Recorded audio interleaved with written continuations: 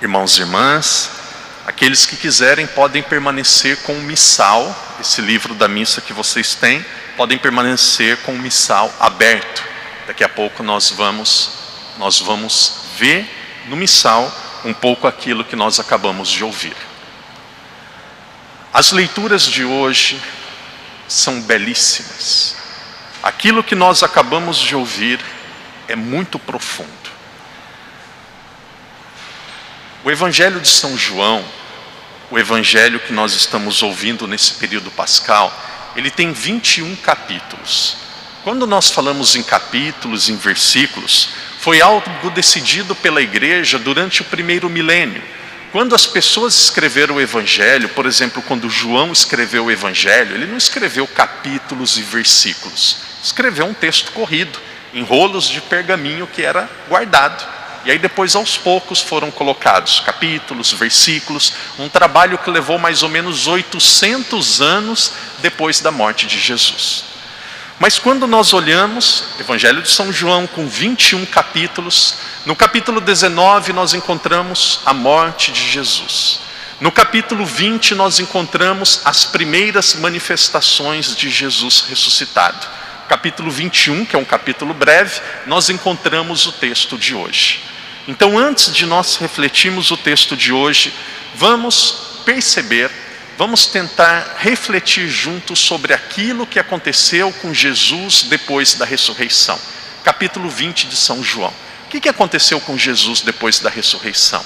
Naquele domingo de manhã, uma mulher, ela foi ao túmulo para cuidar do corpo de Jesus. Ela foi ao túmulo para ver como estava o corpo de Jesus morto. Como era o nome dessa mulher? Maria Madalena. Quando Maria Madalena ela chegou ao túmulo, ela ficou assustada. Ela percebeu que a pedra tinha se rompido. A pedra não estava no lugar. Naquela época o túmulo era como se fosse uma caverna que tinha uma pedra na entrada. Ela viu que a pedra tinha sido movida e ela ficou assustada e voltou correndo para onde estavam os apóstolos. E aí ela disse a ele: roubaram o corpo do meu Senhor. E aí 2 apóstolos foram lá ver. O discípulo amado, a tradição da igreja chama de João, e São Pedro. E eles foram ver. Um correu primeiro, porque ele era mais jovem. Quem que era esse? João. Outro foi mais devagar, porque era um pouco mais velho, Pedro. E quando eles chegaram onde estava o túmulo de Jesus, porque ele era o Papa, era aquele que tinha mais autoridade, um entrou primeiro. Quem foi aquele que entrou primeiro? Pedro. Pedro entrou primeiro e viu que o corpo de Jesus não estava lá. Isso foi um domingo, primeiro dia da semana. Uma semana depois, também no domingo, acontece a primeira manifestação de Jesus ressuscitado. Eles estavam numa casa, estavam juntos, e de repente vem Jesus e diz: a paz esteja convosco. Como o Pai me enviou, eu vos envio. A quem vocês perdoarem os pecados serão perdoados, a quem vocês retiverem serão retidos. Eles ficaram encantados. Primeira vez que viram alguém morto, vivo e real na frente deles e conversando com eles. Talvez alguém diga assim: padre, eu já vi fantasma, já ouvi a voz da minha mãe, do meu irmão em sonhos. Aqui a gente não vai discutir se é verdade ou não. Eu acho que não. A gente não vai entrar no mérito se é verdade ou não. Mas ninguém nunca viu alguém que faleceu vivo, tocando a pessoa, dialogando com a pessoa. Eles viram. Então nós já temos, primeiro domingo, Madalena, depois João e Pedro, viram o túmulo de Jesus. Uma semana depois, Jesus apareceu para aquele grupo. Depois, uma semana depois, eles estavam de novo reunidos. E um não estava naquele grupo que tinha visto Jesus ressuscitado. Como que era o nome dele? Tomé. Tomé não estava naquele grupo. E aí Tomé disse: eu só acredito se eu tocar. E aí depois vem uma semana depois, naquele dia, e Tomé diz: eu só acredito se eu tocar. E vem Jesus e diz para ele: então toca, pode tocar em mim. A primeira manifestação, o grupo estava todo reunido na casa, um domingo depois da ressurreição. Capítulo 20, versículo 19. Depois a segunda manifestação de Jesus ressuscitado, capítulo 20, versículo 26. Jesus aparece para São Tomé. Essa foi a segunda manifestação. Depois a terceira manifestação, nós temos o evangelho de hoje. Então aqueles que têm o evangelho, convido que vocês olhem junto com o padre. Então vamos ver o texto. Nós estamos agora no capítulo 21. O texto começa dizendo assim: naquele tempo, Jesus manifestou-se outra vez aos seus discípulos, junto do... Onde que aconteceu? Isso. Aconteceu no Mar de Tiberíades. Mar de Tiberíades é o mesmo que Mar da Galileia. Então aqui nós já temos uma informação importante. Onde que foi essa terceira manifestação? Onde que Jesus se apresentou a eles? Onde que eles viram ressuscitado? No Mar de Tiberíades. Onde que tinha sido as duas manifestações anteriores? Onde que tinha sido? Onde que Jesus tinha morrido? Onde que Jesus tinha ressuscitado? Qual cidade? Capital. Jerusalém. Jesus morreu, ressuscitou em Jerusalém, e agora nós estamos vendo Jesus aparecendo no Mar de Tiberíades, no Mar da Galileia. Eles já tinham voltado para a terra deles, já tinham deixado o sul, já tinham voltado lá para o norte. Eles estavam vivendo aquilo que eles viviam normalmente, já tinham voltado para a Galileia, já tinham voltado para casa. Quantas pessoas estavam pescando? Quantos discípulos de Jesus que possivelmente eram pescadores? Agora o padre vai dizendo o nome e nós vamos contando juntos. Essa manifestação foi para quantas pessoas? O padre vai dizendo e nós vamos acompanhando o texto e contando.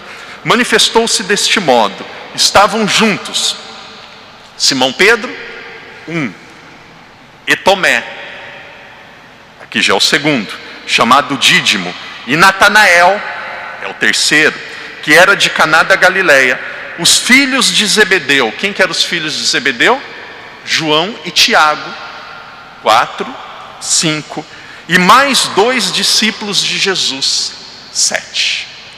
7 discípulos estavam reunidos no Mar da Galileia. Estavam reunidos para quê? E aí disse Simão Pedro, disse-lhes Simão Pedro: vou pescar. Eles responderam: nós vamos contigo. Saíram de casa e subiram para o barco, mas naquela noite não apanharam nada.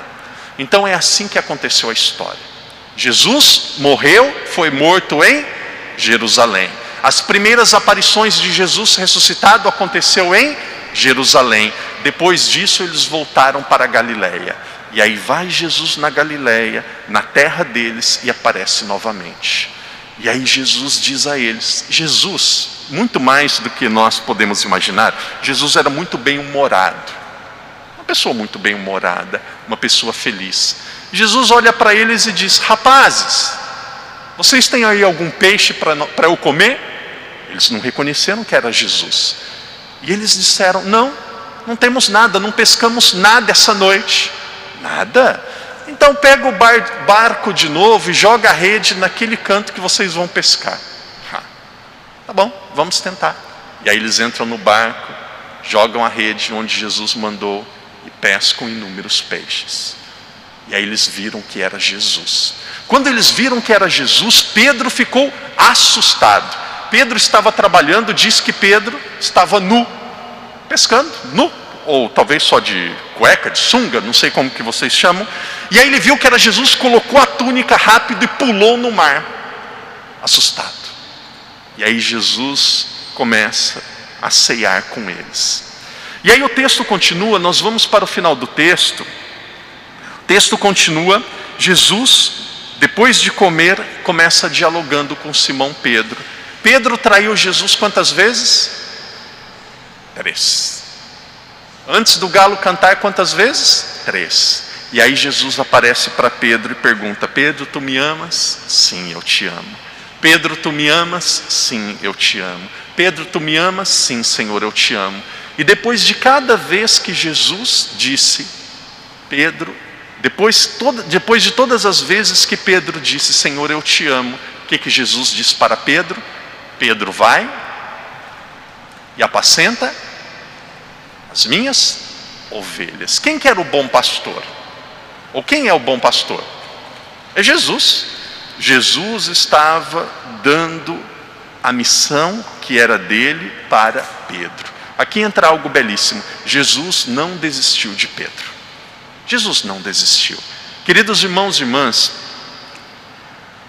meditando sobre esse evangelho, uma palavra que vinha muito forte no meu coração, que eu meditando, para mim é algo que ultrapassa o texto, que não está no texto, mas é a alma do texto. Como que Jesus gosta de curar as pessoas. Jesus primeiro em vida, antes da ressurreição, a ressurreição também está vivo, antes Jesus curou as pessoas espiritualmente. Porque tinha muitas pessoas que não entendiam o evangelho. Tem muitas pessoas que não entendiam a palavra de Deus, achava que se alguém fazia o mal, você podia fazer o mal, que se alguém cometesse adultério, você podia cometer adultério. Olho por olho, olho por olho, dente por dente. Fazia o mal, faz o mal, vem Jesus e mostra. Não, não é assim. Então acontece uma cura da espiritualidade. Depois acontece cura física. Quantas pessoas que Jesus curou fisicamente?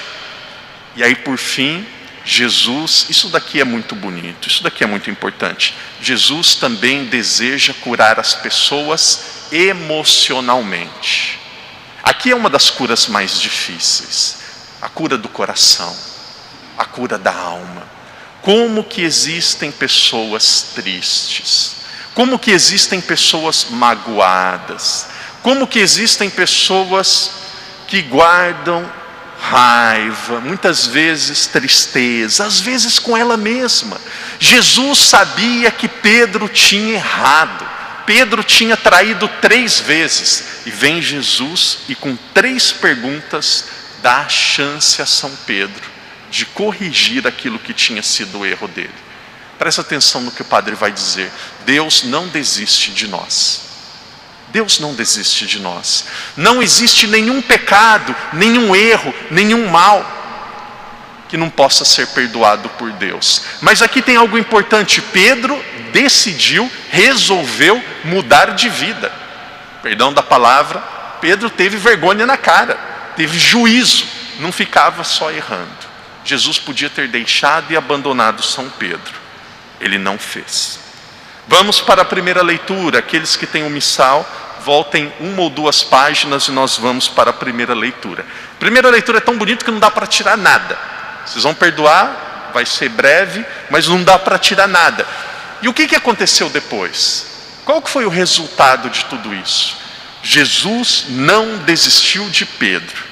Jesus deu a oportunidade de 3 vezes, a mesma oportunidade que Pedro teve 3 vezes de negar Jesus, Pedro agora tem a oportunidade 3 vezes de dizer que ama Jesus. E 3 vezes Jesus confirma a missão dele dizendo, vai e apacenta as minhas ovelhas. Mas o que aconteceu depois? Foram dormir, voltaram para a pescaria. Como que foi depois? Atos dos Apóstolos, capítulo 5. Que texto belíssimo. Naqueles dias, o sumo sacerdote falou aos apóstolos dizendo, quem que é o sumo sacerdote? É a autoridade maior entre os judeus, é a autoridade maior da cidade, é o prefeito, é o governador. Eles falaram assim aos apóstolos, já vos proibimos, quem tem o texto perceba, já vos proibimos formalmente, não foi uma conversinha, já vos proibimos formalmente de ensinar em nome de Jesus. E vós encheis Jerusalém com a vossa doutrina, e quereis fazer recair sobre nós o sangue desse homem. O sumo sacerdote encontrou os apóstolos e falou, vocês já foram proibidos formalmente de não falar em nome de Jesus. Já foram proibidos formalmente, não devem falar em nome deles. E aí vem São Pedro. Pedro e os apóstolos responderam, deve obedecer-se antes a Deus que aos homens. Que coisa fantástica, que coragem. Deve-se obedecer antes a Deus do que aos homens. O Deus dos vossos pais ressuscitou Jesus E aí São Pedro dizendo, está proibido de falar sobre Jesus? Então agora é que eu falo mesmo. O Deus dos vossos pais ressuscitou Jesus, a quem vós destes a morte suspendendo no madeiro. Deus exaltou pelo seu poder como chefe e salvador, a fim de conceder a Israel o arrependimento e o perdão dos pecados. E nós somos testemunhas destes factos, nós e o Espírito Santo, que Deus tem concedido àqueles que lhe obedecem. Então os judeus mandaram açoitar os apóstolos, intimidando-os a não falarem em nome de Jesus, e depois soltaram-nos. Então eles disseram, vocês estão proibidos, e eles continuaram falando. Depois eles açoitaram. Uma pergunta aqui, desculpa o padre fazer uma pergunta indiscreta, alguém aqui já apanhou de chicote alguma vez na vida? Minha mãe vai ouvir essa missa aqui, depois ela vai me pegar, vai ficar zangada comigo, não tem problema. Eu, quando era criança, eu já apanhei de muita coisa. Eu acho que eu apanhei de cabo de chuveiro, já apanhei de cinto, já apanhei de chinelo. Uma vez a minha mãe falou, filho do céu, você fala às vezes do jeito que a sua mãe batia, vão pensar que sua mãe é má, sua mãe é ruim. Minha mãe é uma santa, mas criança pronta. E eu... às vezes era só um sinal assim em casa. Mãe fazia assim, eu já sabia que ia ter. Só olhava, já fazia assim com a mão, já sabia que ia ter. Mas eu nunca fui açoitado. Eles foram açoitados. Açoitados. O texto continua. Os apóstolos saíram da presença do sinédrio. Quem tem o texto acompanha com o padre. Os apóstolos saíram do sinédrio cheios de alegria. Alguém já apanhou e ficou contente aqui? Está acompanhando no texto, não está? Eles saíram dos sinédrios como? Cheios de... apanhou e ficou alegre? Que isso? Os apóstolos saíram dos sinédrios cheios de alegria. Por quê? Por terem merecido serem ultrajados por causa do nome de Jesus. O padre vai encerrar dizendo assim, nós reclamamos muito, começando a falar por mim. Minha dor de barriga, porque falta dinheiro, eu não posso viajar, não sei quem falou mal de mim, não sei o que. Nós reclamamos muito. Nós muitas vezes reclamamos, falamos mal, queixamos muito. Quando tiver alguma coisa ruim, difícil, alguma coisa que deve ser diferente, alguma coisa que você não gosta, alguma coisa que vai ruim, diga assim, eu ofereço esse sofrimento por amor a Jesus. Obrigado, Jesus, por deixar-me, através desta dificuldade, desse sofrimento, a carregar um pouco a sua cruz. É isso. Viu como muda a perspectiva? Uma perspectiva é a perspectiva de quem não tem fé. Porque só comigo? Eu sou azarado. É tudo injusto. É só comigo. Eu faço bem, vou na igreja, ajudo e agora tudo dá errado. Essa é uma perspectiva. A outra, obrigado, Jesus, por deixar-me, através do meu sofrimento, da minha dor, entender um pouco aquilo que o Senhor passou. Obrigado, Jesus, por poder passar por essa situação. Eu lhe amo. Eu não quero mais maldizer, reclamar. Obrigado, Jesus, por através desta cruz tão pequena, poder entender um pouco daquilo que o Senhor passou. Os apóstolos foram açoitados e saíram felizes, porque puderam passar um pouco daquilo por amor a Jesus. Que Deus nos ajude a não perdermos a nossa paz nos momentos de dificuldade. Que nada nem ninguém, nada nem ninguém possa tirar a sua paz. Uma pessoa que tem Deus, ela tem tudo. Deus nunca prometeu vida fácil para ninguém. Deus nunca prometeu que Ele iria tirar as nossas cruzes.